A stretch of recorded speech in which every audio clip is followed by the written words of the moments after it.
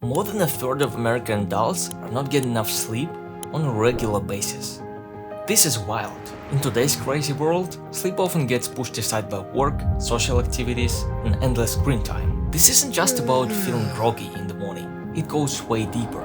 Hello there, my name is Leah. Considering that sleep is a legitimate health essential, by neglecting it, we miss out on mind-blowing benefits that could bring your life to a whole new level. And before we get into it, hit that like button and subscribe to my channel. It means the world to me. So, how much sleep do you need? If you're a teen, the magic number is 8 to 10 hours. And if you're an adult, you can aim at 7 or more. By the way, some great athletes like LeBron James and Steph Curry reportedly sleep more than 10 hours per day. I'm not saying my life is somewhat similar to theirs, but still an interesting fact. At the same time, I know people who always sleep for about 6 hours, don't notice any negative effects. I don't know, at least they say so. You can write in the comments below what the magic number has been for you so far. I'd love to know. One thing some people forget is sticking to those numbers doesn't guarantee that you won't be sleep deprived. We're speaking of 7 hours of good quality sleep.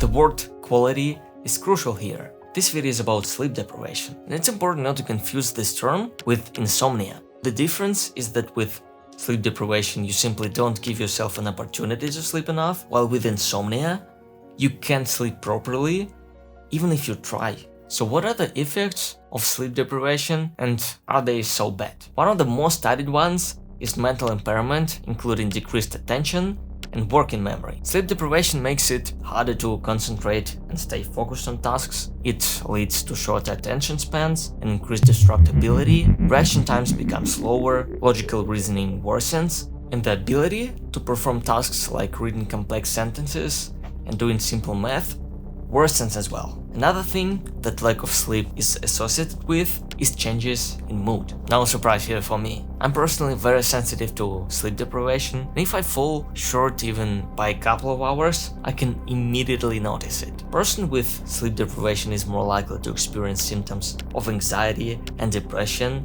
more likely to feel irritable and short-tempered. You become more susceptible to feeling stressed and overwhelmed, even in situations that would typically be manageable. Sleep-deprived people are more prone to respiratory diseases. Insufficient sleep can also negatively affect heart health, increased appetite, impulsive eating, reduced physical activity, altered metabolism, late-night eating, and disruption of circadian rhythms. That's crazy. When sleep-deprived, people can also experience microsleeps, brief moments of sleep that last few seconds. This is extremely dangerous, especially when you're driving. Drowsy driving is responsible for thousands of crashes, injuries, and fatalities each year. Actually, it has even been compared to alcohol intoxication by some studies. So next time you want to drive after a long night without sleep, think twice. Sleep is without any doubt one of those parts of your life worth optimizing.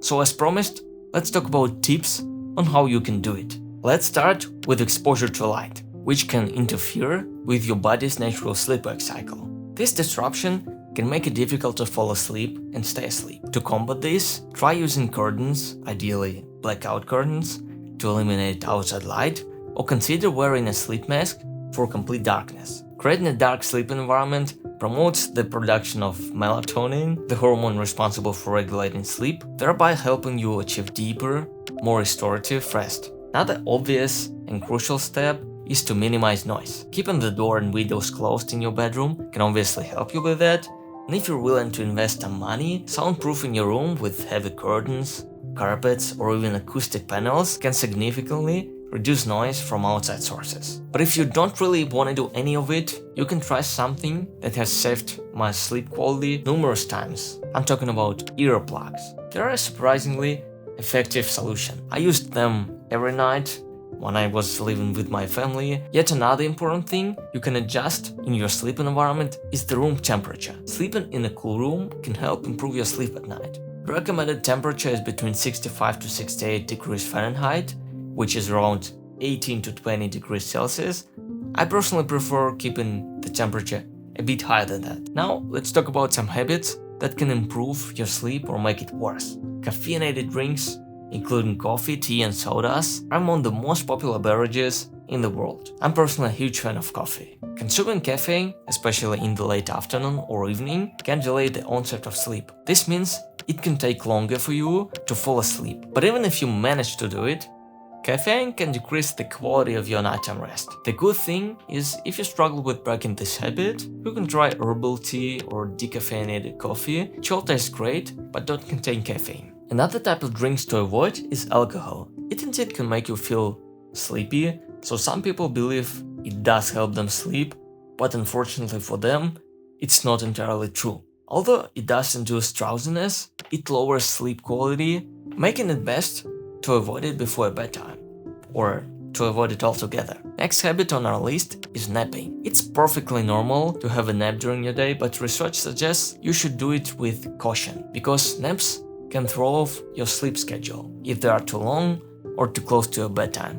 So it's recommended to keep them relatively short, around 20 minutes or so. And the last thing I want to mention is dinner. Large dinner can negatively affect your sleep. Actually, I've struggled with this kind of thing. So in general, I try to avoid loading up on food before going to sleep because it's not worth it. Watch my last video on how to improve your concentration and focus. I truly hope this one was helpful. Subscribe if you want to see more, and definitely have a good day.